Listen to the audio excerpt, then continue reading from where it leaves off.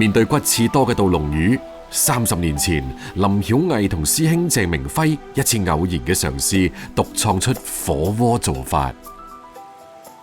當時上台冇做東餐，而做小炒，沙頭種佢嘅。平時係小蛋白做落去喺度焗嘢就賣啊你就黐咗啦嗬。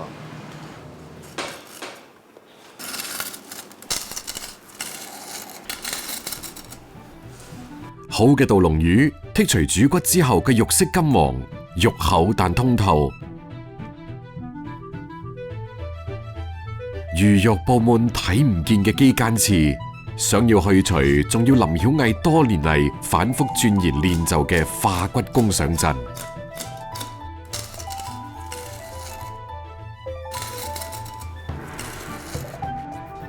切魚嗰陣，每一刀都乾淨利落，頻密細切，先至可以既切斷所有肌間刺，又唔傷及魚皮。縱橫交錯，上百刀落去，魚刺分解細碎，竟然令人認唔出魚原來係咩樣。我有這個就未得食飯啦，就我種頭嘅開始嘅時候，上頭部搞嘅第一頭嘅等叫實高細俾嚟夾落嚟，當然啦，我攞咗嚟時。搞上幾十年，我無能解我。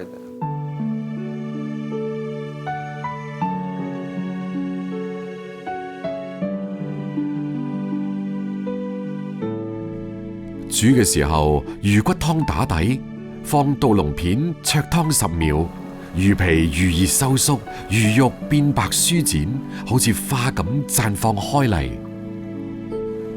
一放入口，魚肉吸飽咗湯汁，鬆軟鮮甜，魚皮彈牙爽脆，細碎嘅魚骨似乎已經隱身。點啲特製嘅酸梅醬，中和咗皮下脂肪嘅肥膩，呢種絕佳搭配，食客食咗都話正。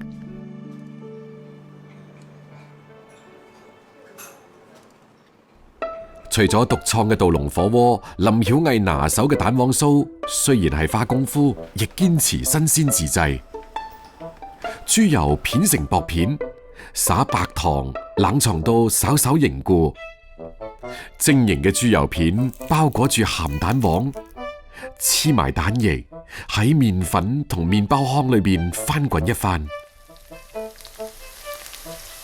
最後入油鑊炸透。鹹香酥脆，喺專賣渡龍魚嘅火鍋店，蛋黃酥變成咗食客必點嘅火鍋特別伴侶。美食天堂汕頭牛肉火鍋最出名，但喺火鍋界，有啲廚師用秘而不宣嘅烹飪手法，憑借一條魚就俘獲咗刁鑽嘅潮汕食家。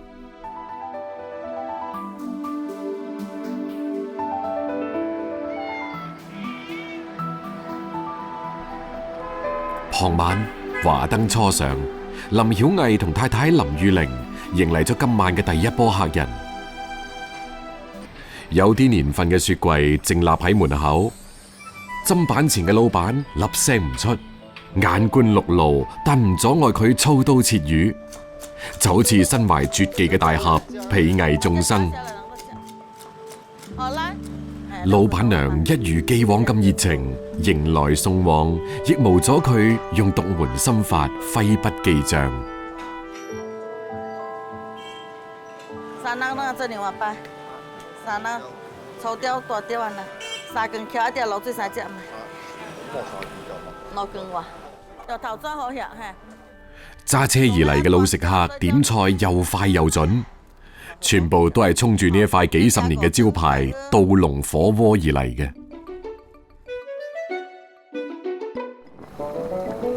會燒那個龍，加啲咩？習慣呢啲啦。學緊嘅時候也會講得好。汕頭牛田洋係榕江、韓江嘅出海口，海產品豐富，海邊捉魚捉蝦係林曉毅自細嘅記憶。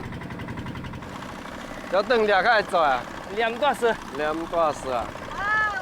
哇哈！能看冇就到嚟。就等咗咩啥背先啊？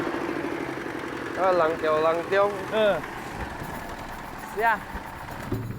純野生嘅稻龍魚並唔容易得到，店裏面每日消耗量大，林曉毅要跑多幾個地方先至可以備足貨。買定夠大，企係夠直，係驚我白能跳。嚟稻嶺嚟係落長冇條講買了路只白能下嘅，有部做到50年。歐田洋鹹淡交界嘅獨特水域，灘塗密布，為稻龍提供咗優質嘅棲息環境。當然世界都可以栽得好㗎冇，真係你簡單本地啫嘛，上冇見我地就好生，稻嶺嘅叫做辣，叫做劍依個隻口就棒，不會咗嘅時間就咪就去深海。了將後伊就等隨着流水到長海生長。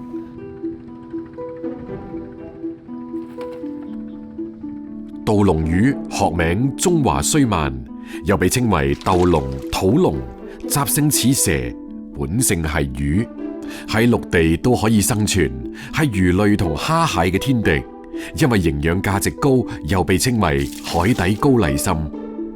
外表睇似好得意嘅魚，竟以龍為名，冇啲獨特之處，一定好難征服嘴刁嘅汕頭人嘅。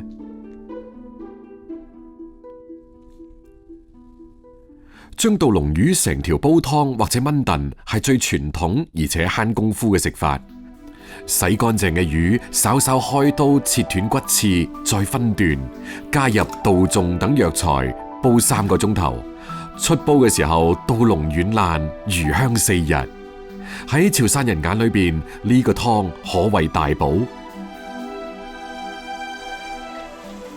潮汕人對食嘅追求，從來都冇天花板。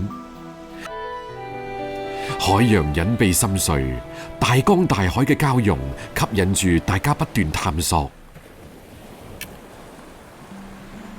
喺陽西溪頭鎮東部有一個叫風頭島嘅美麗小島，島上嘅村民世代以捕魚種田為生。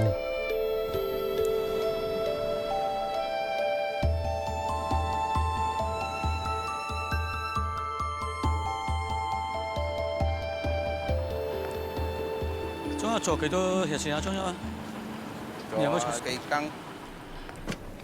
天仲未光，黃啟宇同堂大佬黃成已經準備出海。從風頭港出發，坑尾村前嘅鹹淡水交匯處係佢哋此行嘅目的地。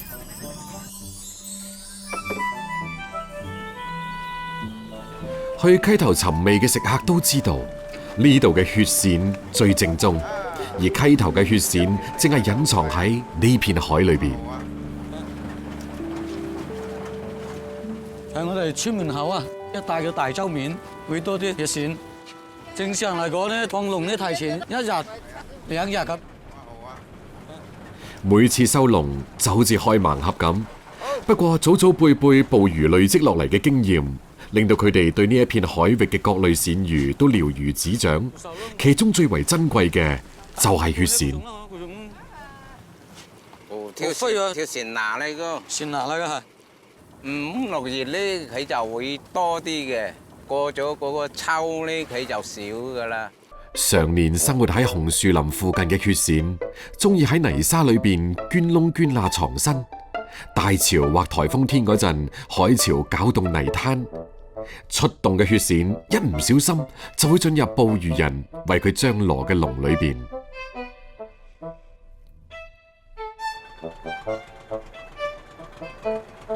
血鱔極難捕獲，量少自然價高，往往都仲未上岸就被提前聞訊嘅商販收購晒。屋企有漁船嘅便利，亦令到黃啟宇屋企嘅飯店總係可以攞到第一手資源。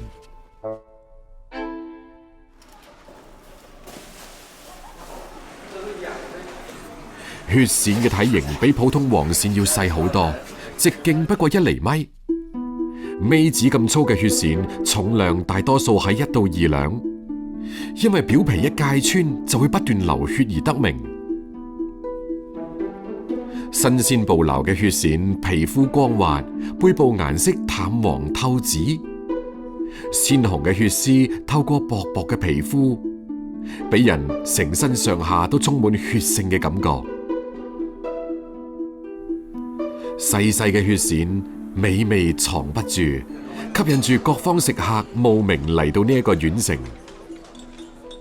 喺本地，血鱔有好多種烹飪方式。油爆血鱔，喺熱油裏邊加薑片，處理好嘅血鱔喺油鑊中喳喳咁響。微焦嘅時候加蒜粒增香，最後加蔥段就可以。做好嘅油爆血鱔，表皮酥脆，內裏軟嫩，口感順滑。用沙煲焗嘅話，又係另一番風味。薑片、蒜粒、蒜苗爆香之後，加血鱔入去，再賴啲白酒，冚蓋焗一陣，等到酒精揮發，血鱔就差唔多熟啦。呢個時候嘅血鱔有住淡淡嘅酒香，肉質濕軟而唔爛，鮮香雜雜。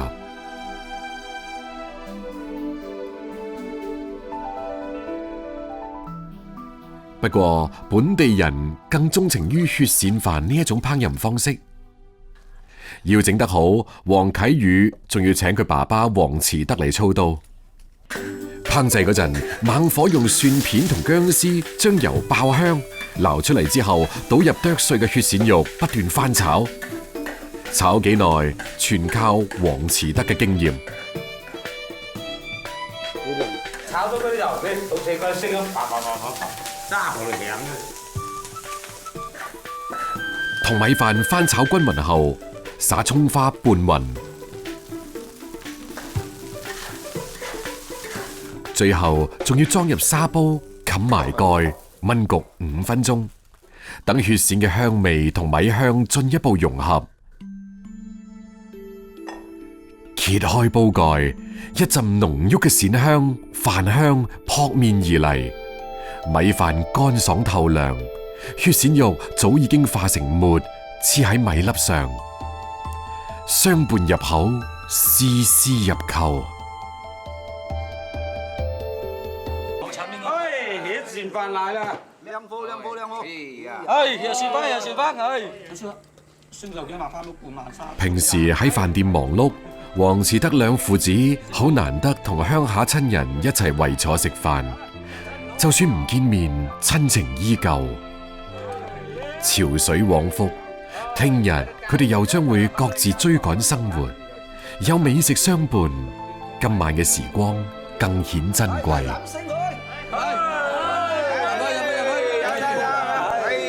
呀，偉定，反嘅！